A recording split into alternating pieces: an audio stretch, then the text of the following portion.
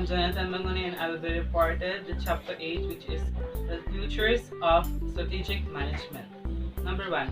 Quality suppliers. These suppliers will cooperate to perform tasks in which they have expertise.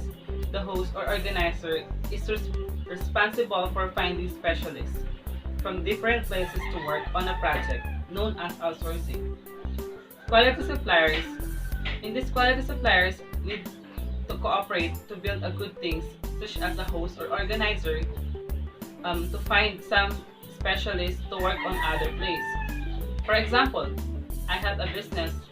I need to produce the needs or the services that people need. Strategic alliances. In order to get a project, the organizer needs to gain trust from the host or event owners. Strategic alliances can help to supplement what the event organizers still lack. In order to get a project, you have to trust your host or event organizer. For example, I have a business partner. We have to trust each of us to provide the lacks of our business. Creative thinking. Every project, such as meetings, exhibitions, incentive travel, or fair called ever, must be unique. This event cannot just happen, but they have to be brought out their uniqueness to impress attendees. Thus, creative thinking is the key to success. Creative thinking, doing your best when it comes to the project or a business, makes more appreciated. For example, I have a business. I need to think catchy to the people or what is trend today. Number 4. Knowledge worker. The mind's business relies on a quick, right decision making. Therefore, it will require worker with potential to be responsible for big projects. Knowledge worker. Being responsible for making a project or a business makes people encouraged. For example, I have a task. I am responsible to do that so that the people encourage what I did. 5. Small flexible company. Due to the limited number of international events held by each organization, such as once a year or once in a few years, Minds-related organization should be small and flexible to minimize spending of full-time workers. For example, seminar for the milk tea owners. They need to get more information about the products and the business. Teamwork. This to allow opportunities for everybody involved to discuss and cooperate throughout the project, from project planning to project completion. The rule of thumb for teamwork is everyone should have the same goal and strictly to follow the rules, support each other, realize what their duties are, and value equality. Teamwork it is very important for making a project or a business. We have to support each other and provide what we need. For example, we're going to build a business. We have to share ideas and information so that our business will work. Then, strategic thinking. The company top executives need to have a vision and understand the business well enough to lead employees to create the highest benefit for the company. In addition, they need to know how to take care of their employees and how to encourage them to bring out their best potential. They have to look for business opportunities and can wisely solve any arising problems. More importantly, they have to know the right time to move forward, back away, or expand their business. Strategic thinking from the word itself is strategic or strategy. In making a business, we have to think 3 times or more. It is a big responsibility. You have enough patience and think wisely. For example, conclusion of Chapter 8, when making a business or a project, you have to be responsible, be patient, think creatively, think wisely, have teamwork, support each other, and share ideas. Thank you. Chapter 13, Ethics for Mice Professional. Negative impacts.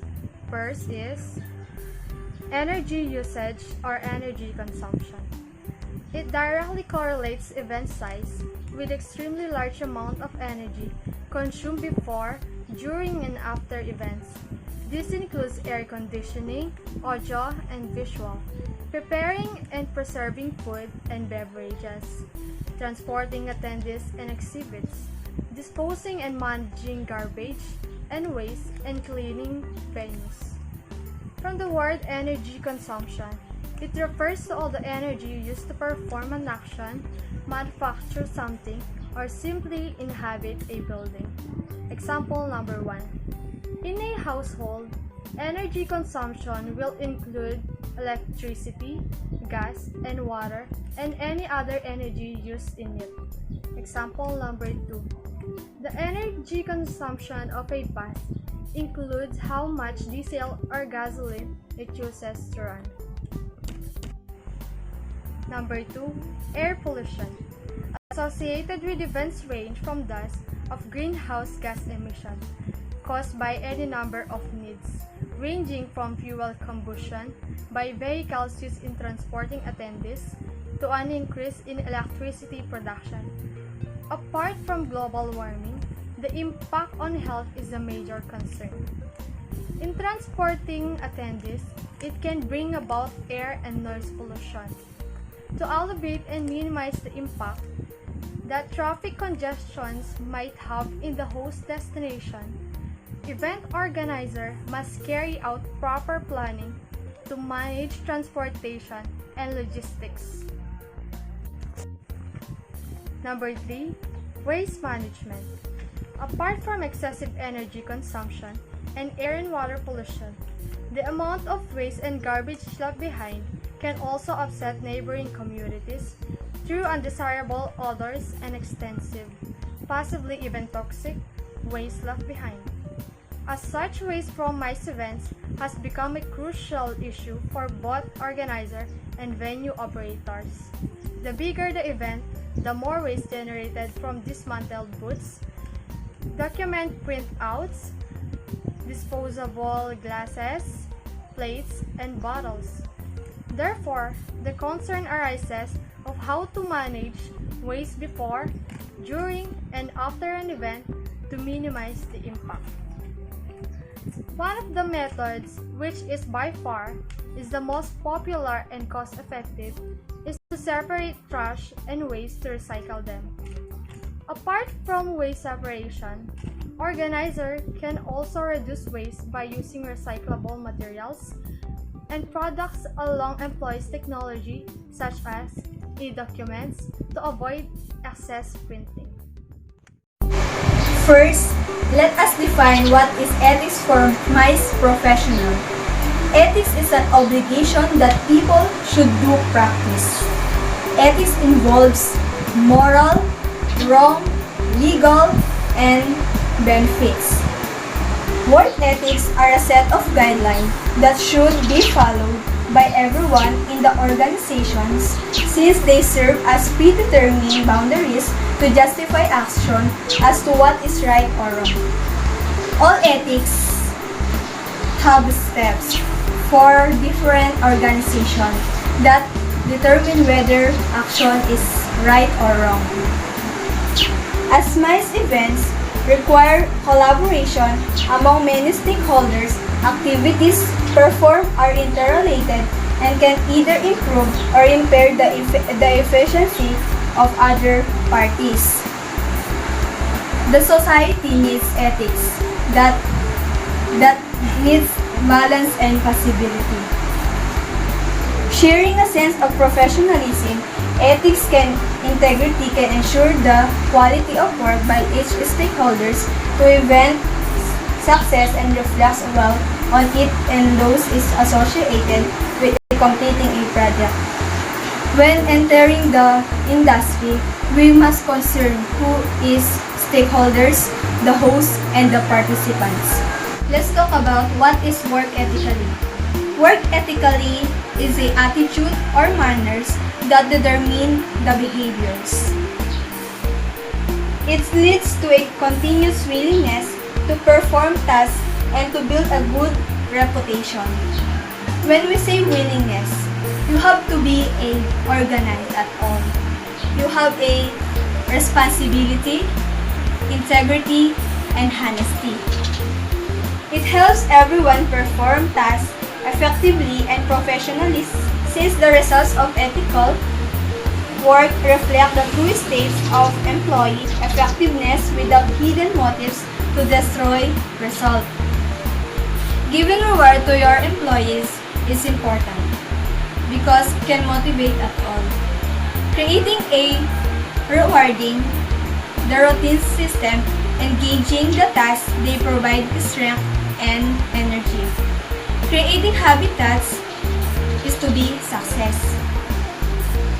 Following work ethic criteria create desirable norms and a positive work culture as well as enhancing the organization reputation. Yes, you have to apply directly and you must be straightforward and trustworthy. And you need to be a practical. One thing is important is to trust. Mass Industry Code of Ethics and Code of Conduct. A code of ethics is a set of guidelines or principles of conduct for those working in an organization. It guides conduct and decision of members in performing their tasks with a set of ethics. A code of conduct is closely related and is usually used as a complement to a code of ethics. A code of ethics and code of conduct.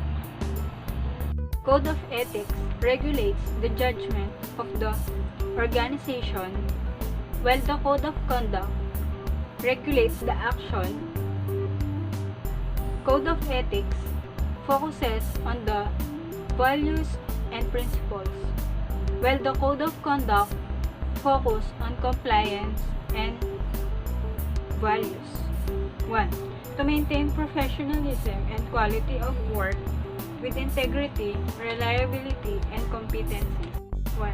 It is practice how to be professional and reliable and to improve our skills to operate the business with empathy and provide best professional services throughout the interaction with customers. When you speak to the customers, be kind and talk to them with good attitude and provide them a good service. To operate the business through knowledge sharing and network building to develop knowledge and promote professionalism. About the different ideas about your business or organization, then the ideas you can create, you can share them to your peers or colleagues and to know what idea you can share to them. 4. To place importance on industrial safety standards.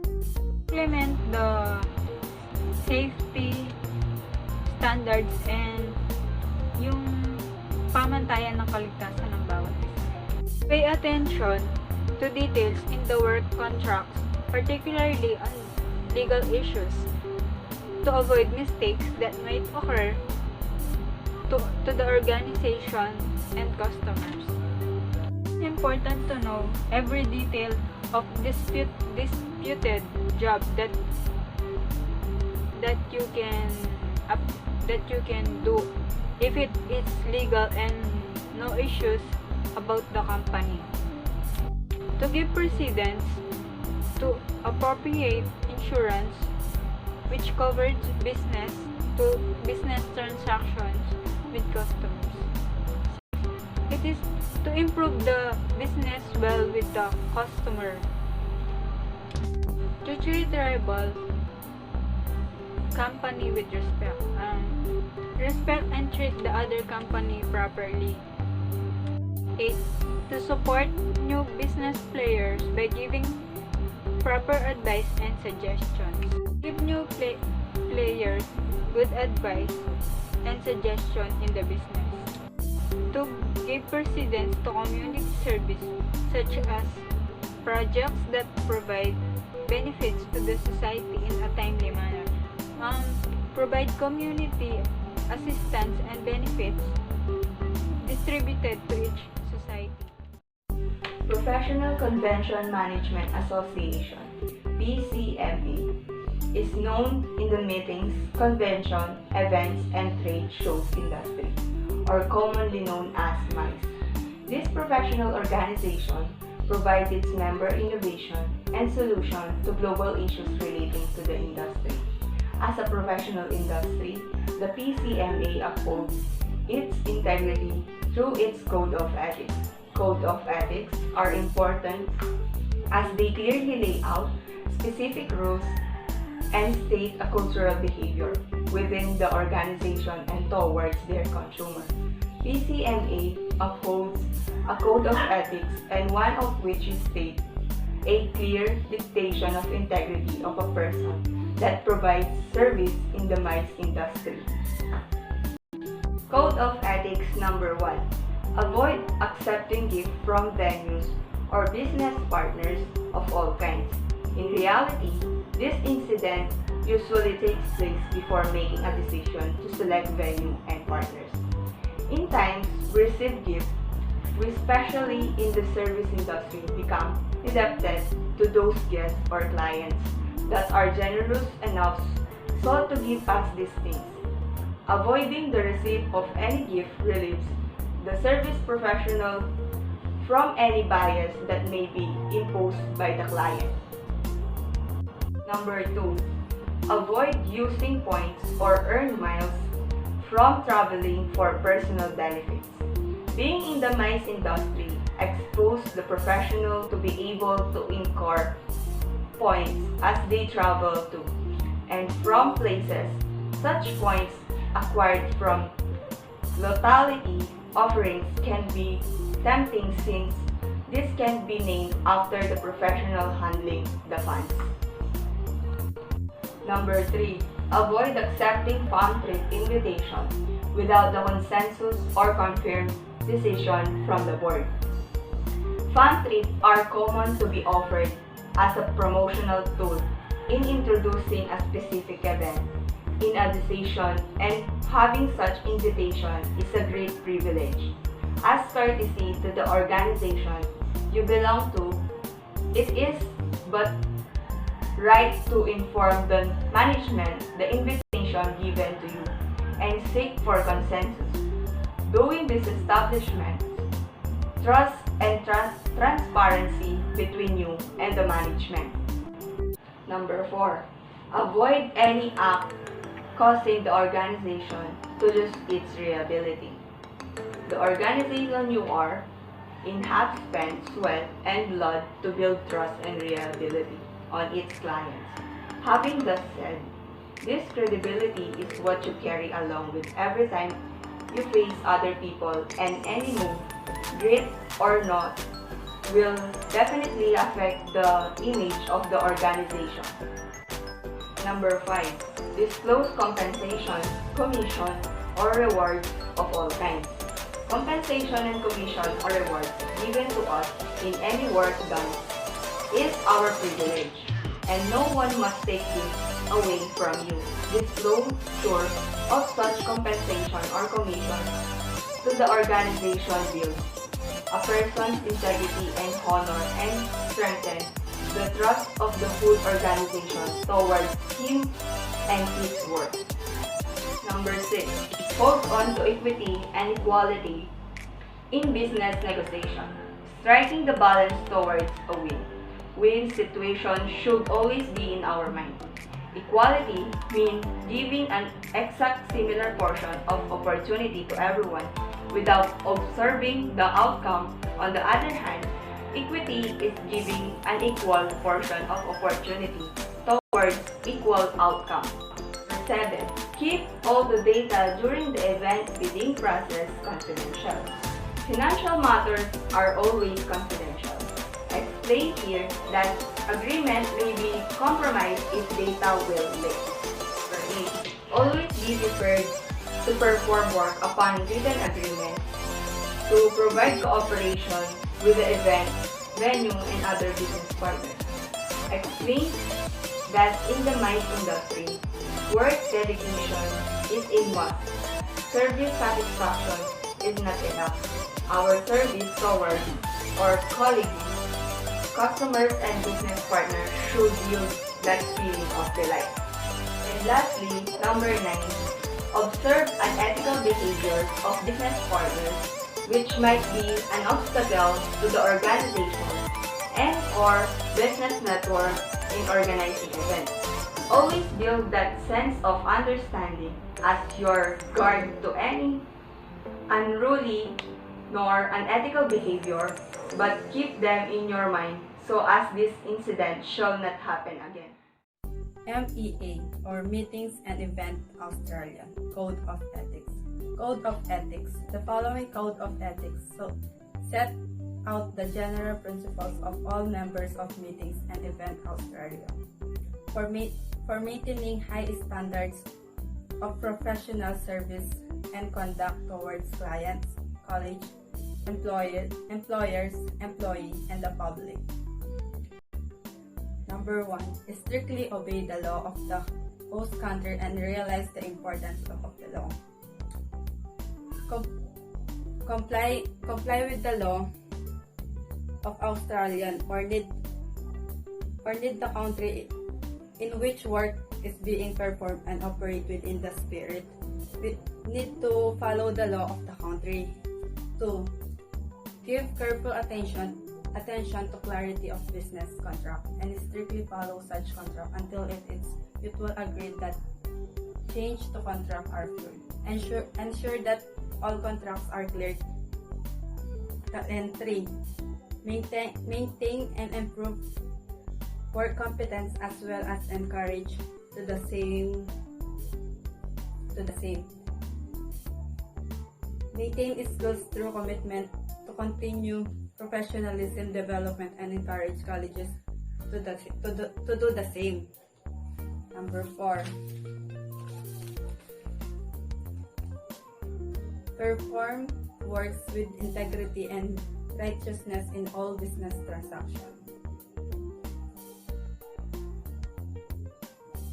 Uphold at all times the standing of the association, industry, and its code ethics are actively encourage colleges to do the same. Number 5. Enhance the reputation of the industry as a sound, financially well-managed industry.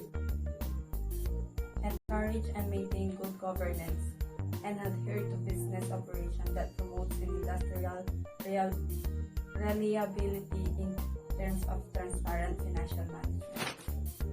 Uphold high standard of corporate governance and adopt terms of trade that would enhance the reputation of the industry as a sound, financially well-managed industry. Apply risk management concept and take careful consideration on comprehensive insurance to ensure that business partner will do face unreasonable risk. Adopt risk management strategies including the maintenance of appropriate insurance coverage so that all parties are not unreasonably exposed to the risk. Interaction under business relationship should be performed in a professional basis. Relationship is important in our life.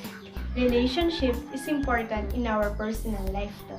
As a business owner, you should also build professional relationships. Be careful about conflict of interest or customer acknowledgement about conflict of interest. And interest. A conflict of interest arises when what is the person's best interest is not in the best interest of other person or organization to which that individual loyalty. So those of us who wish to be a ethical people must consciously avoid situations where we benefit ourselves by being disloyal to others. Express opinion in a professional matter when being asked and give advice in organizing event. Giving opinion is common way of interacting with other people in formal and informal setting.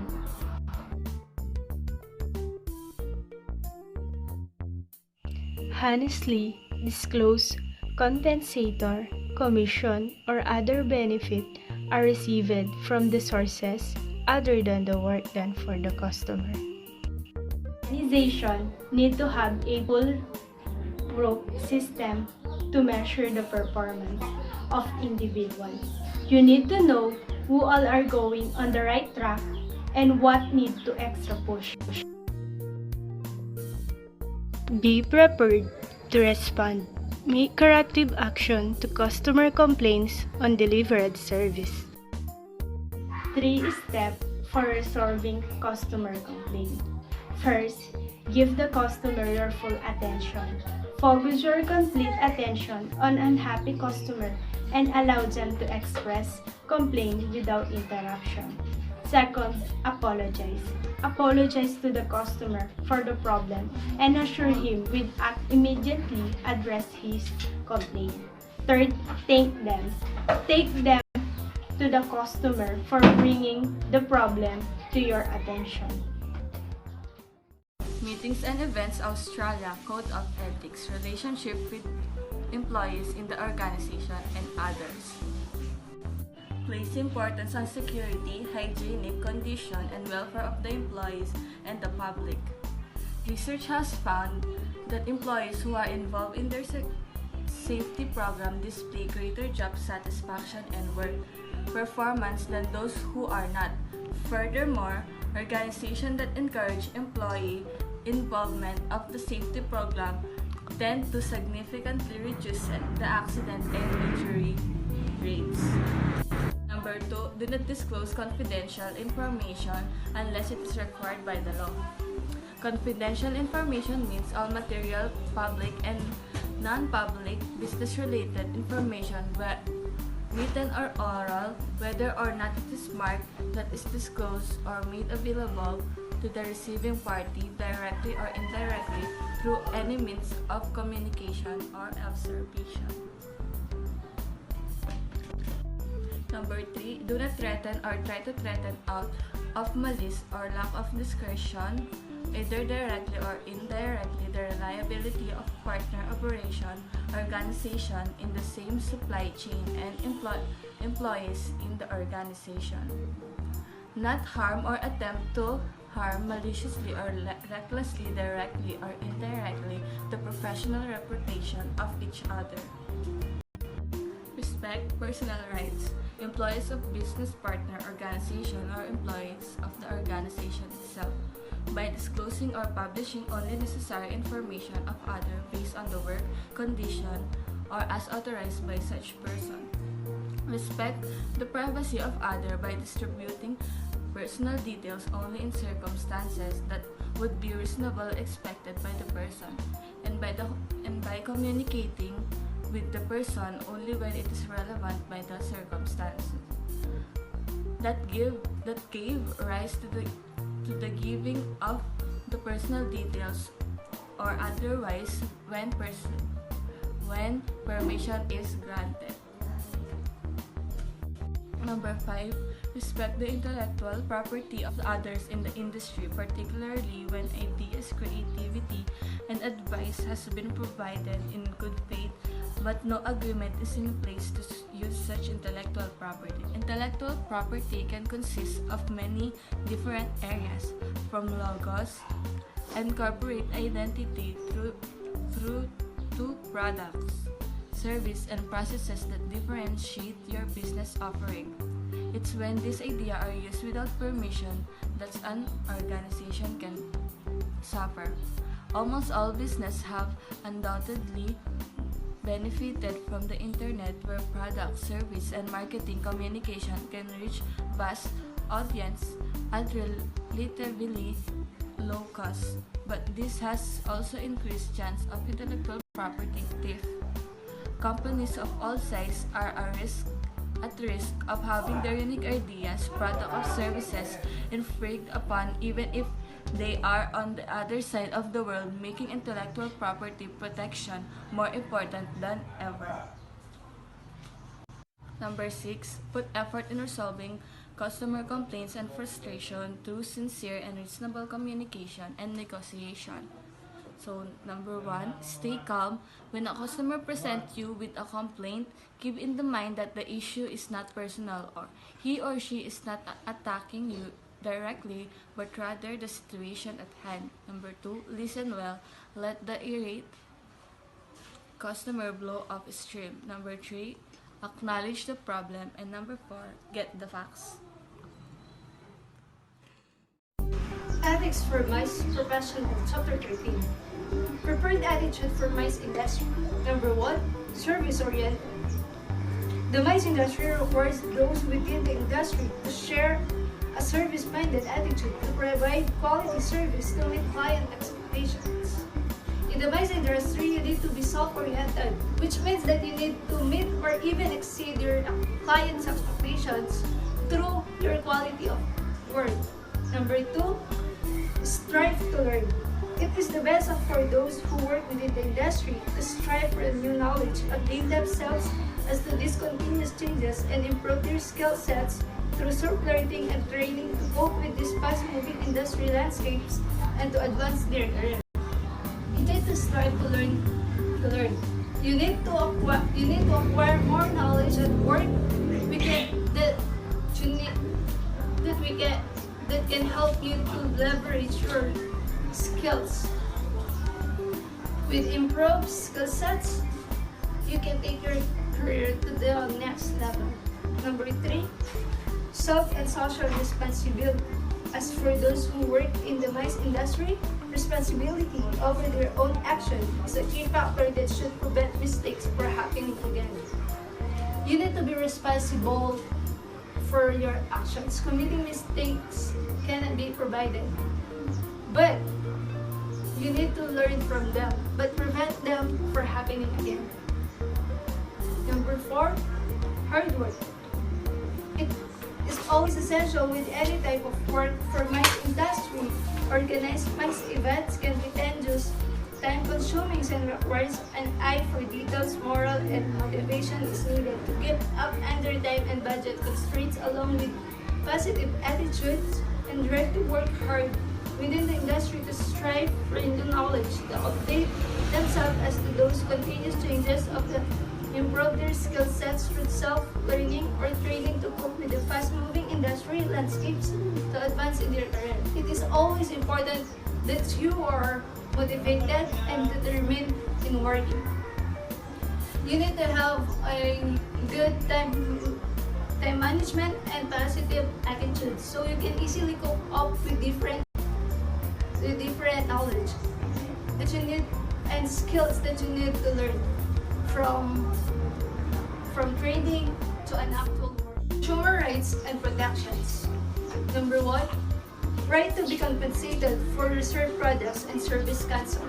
So whatever happens, as a consumer, you need to do the law that you need to pay for your reserved products. So there is no way you can cancel it, especially on the exact delivery date. Number 2, right to cancel reservations. As a consumer, you have the right to cancel your reservations given that you confirm it 3 weeks before delivery. So the seller will know. That way, they can still have time to sell it to the other consumers. Number 3, Right to claim any product or service as advertised or disclosed by sellers or services providers. You have the right to buy the product that is advertised rather by the service providers. This means that the seller should give fair treatment to all consumers. Number 4, right to be notified of contract expiration dates.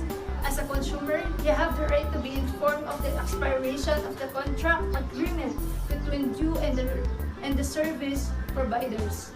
Number 5, right to safety and security measures. It's your right to confirm the products that the products you are buying pass the safety and security standards.